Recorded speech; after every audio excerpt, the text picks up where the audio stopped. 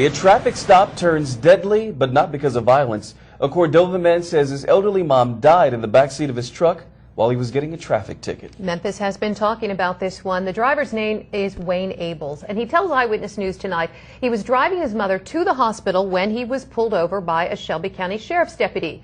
The deputy did call for an ambulance, but Abels' mother couldn't wait that long. CW30 Eyewitness News reporter Kevin Holmes spoke with the woman's son and with Sheriff Mark Luttrell about this emotional case.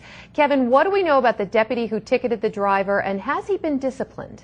Well, Joyce, the Shelby County Sheriff's Office is not releasing the name of the deputy tonight, but we do know he's been with the department less than 3 years. As of right now, this is still an ongoing investigation, and no administrative charges have been filed against this deputy. But the main question investigators have to answer right now is, did the deputy use proper discretion?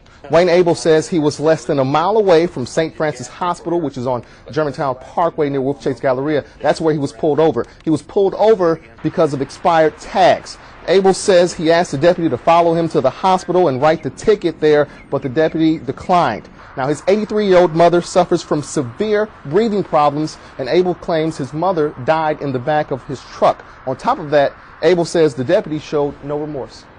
Just by the time the ambulance got there, my mom, her head fell over, and her head was resting on her walking stick in her hand about the time the ambulance got there. And that's the hard part. That's the image I've got to live with the rest of my life, and the sound to hear my mom go through that and gasp, and to know that she could have been to the hospital maybe 10 minutes, maybe more than that earlier. Situations like this require extreme good judgment, and it's very difficult to write a protocol for every judgmental type situation. So we'll take a look at it. If it's a training issue, then we'll just try to emphasize to our officers that there comes a time when they've got to make some good judgment calls, and hopefully make the right decision in those cases. Just make sure when he sees his mom, he gives her a big hug and tells her he loves her, and hopes that what happened to her what happened to my mother will never happen to his mother. If there was wrongdoing on our part, we want to address that. And Sheriff Luttrell says he hopes to have the investigation complete by the end of this week. Investigators right now, they're reviewing dash cam video to see if anything was done wrong and what could have been done differently, if anything. So, Kevin, at this point, the deputy is not in trouble. He has not violated any policies in the department. What about Wayne Abels? Is he going to sue? Any type of litigation that he's talking about right now? It sounds as if, as of right now, no. He just wants what happened to him. He doesn't want it to happen to anyone else. So heartbreaking. This story is getting a lot of hits on our website right now. The address is myeyewitnessnews.com.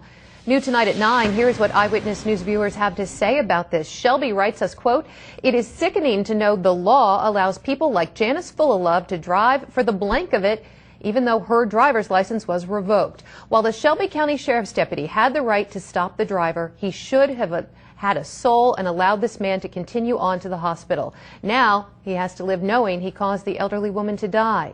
Rory Lee writes us, quote, "I would have kept rolling to the hospital and the cop could have waited, but it would have turned into a fiasco. The cop did right by calling an ambulance, but it takes an ambulance 10 to 15 minutes to get to you.